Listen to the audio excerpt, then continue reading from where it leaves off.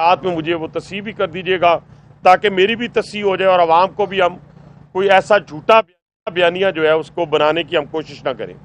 सबसे पहली बात कि पाकिस्तान की 76 साल तारीख में जो तरसीलात ज़र है यानी बाहर से भेजने वाला जो सरमाया है पाकिस्तानियों का, वो पिछले जनवरी से नवंबर तक 21 अरब 70 करोड़ डॉलर है। 21 अरब 70 करोड़ डॉलर, जिसके अंदर 7 से 8 अरब डॉलर जो है वो सऊदी अरब से है।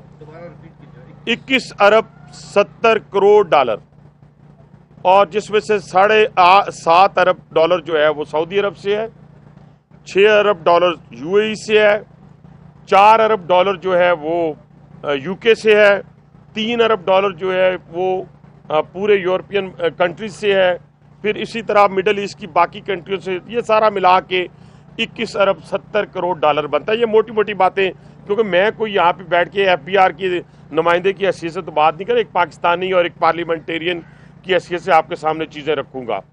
ये तो हो गया पाकिस्तान की 76 साल तारीख में सबसे ज़्यादा तरसीलात ज़र यानी बाहर से भेज। दूसरा, आप करंट अकाउंट खसारा देखें कि आप देखें कि 950 अरब जो है पहली दफ़ा सरप्लस हुआ है, पहली दफ़ा सरप्लस हुआ है पाकिस्तान। ये जो पिछले तकरीबन 10 साल के अंदर जो सूरत हाल पैदा की गई थी, 10 साल नहीं मैं कहूँगा बल्कि 6 साल के अंदर, जो 4 साल PTI के ख़ास तौर पे गुजरे हैं, उस दौरान जो तजारती खसारा उसको हमने सरप्लस कर दिया। ये भी आपके सामने है। तीसरी बात कि इंटरेस्ट रेट हमारे पास कहाँ था, 22%, 24%, वो 13 पे आया है और इंशाल्लाह आने वाले 3 महीनों में हम सिंगल डिजिट पे उसको लेके जाएंगे। IT की पिछले साल की निस्बत और टेक्सटाइल की एक्सपोर्ट में इजाफा हुआ है। ये भी फैक्ट एंड फिगर आपके पास मौजूद है, कोई इसमें दूसरी बात नहीं है कि हम कहें कि अच्छा। बैरूनी सरमायाकारी में इजाफा हुआ है।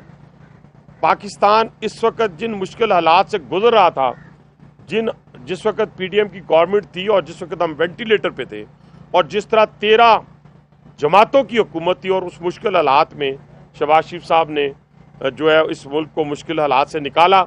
अब जाकर अल्लाह ताला के फजल व करम से आहिस्ता आहिस्ता मुल्क के अंदर इस्तेहकाम पैदा शुरू हुआ, और वो ममालिक जो पाकिस्तान से भाग गए थे, जिसमें सऊदी अरब था, जिसमें चाइना था, टर्की था, UAE था, आज अल्हम्दुलिल्लाह अल्लाह ताला के फजल व करम से वो पाकिस्तान पर एक एतमाद कर रहे हैं और एक सरमायाकारी में इजाफा हो रहा है।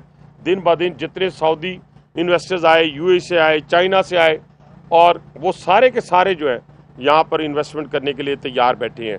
लेकिन इसके साथ साथ जब ये इकॉनमी ग्रो कर रही थी, ग्रो करना शुरू हो चुकी थी, तो कुछ लोग ऐसे थे जो पाकिस्तान पर हमला आवर होना चाहते थे अपने इक़्तिदार की खातिर।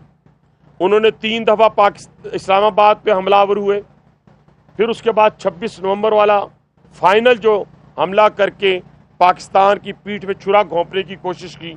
और इसी दौरान आप देखें कि आज अफगानिस्तान जैसा मुल्क जो है वो हमें आंखें दिखा रहा है, लेकिन ये सारा कुछ एक प्लानिंग के तहत, एक साजिश के तहत। और जब आपको बाहर से आंखें दिखाए तो क्या कभी आप इस पर खुश हो सकते हैं?